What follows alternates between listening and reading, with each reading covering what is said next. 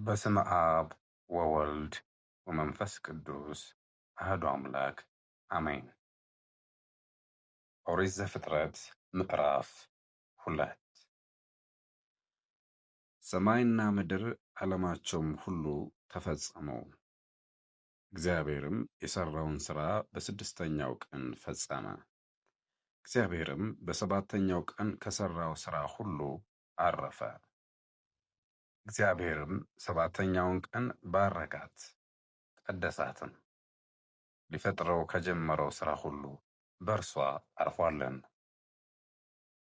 እግዚአብሔር አምላክ ሰማይንና ምድርን በፈጠረበት ቀን በተፈጠሩ ጊዜ የሰማይና የምድር ፍጥረት ይህ ነው። የሜዳ ቁጥቋጦ ሁሉ በምድር ላይ ከመኖሩ በፊት፣ የሜዳውን ቡቃያ ሁሉ ከመብቀሉ በፊት፣ አዳምም ከመፈጠሩ በፊት እግዚአብሔር አምላክ በምድር ላይ አላዘነበም ነበር። ምድርንም የሚሠራባት ሰው አልነበረም። ነገር ግን የውሃ ምንጭ ከምድር ይወጣ ነበር፣ የምድርንም ፊት ሁሉ ያጠጣ ነበር።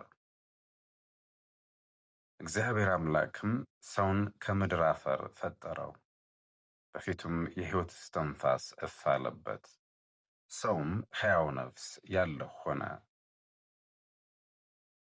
አዳም በኤዶም ገነት። እግዚአብሔር አምላክም በኤዶም በስተ ምሥራቅ ገነትን ተከለ፣ የፈጠረውንም ሰው በዛ አኖረው።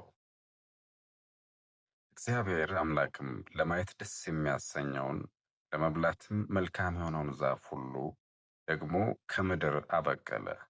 በገነትም መካከል የሕይወትን ዛፍ መልካምንና ክፉን የሚያሳየውንና የሚያስታውቀውንም ዛፍ አበቀለ። ወንዝም ገነትን ያጠጣ ዘንድ ከኤዶም ይወጣ ነበር፣ ከዛም ለአራት ማዕዘን ይከፈል ነበር።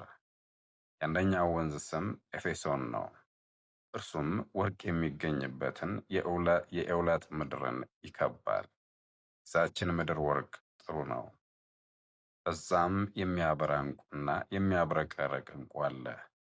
የሁለተኛውም ወንዝ ስም ጊዮን ነው። እርሱም የኢትዮጵያን ምድር ሁሉ ይከባል። የሦስተኛውም ወንዝ ስም ጤግሮስ ነው። እርሱም በአሦር ላይ የሚሄድ ነው። አራተኛውም ወንዝ ኤፍራጥስ ነው። እግዚአብሔር አምላክም ሰውን ወስዶ ያበጃትም ይጠብቃትም ዘንድ በኤዶም ገነት አኖረው።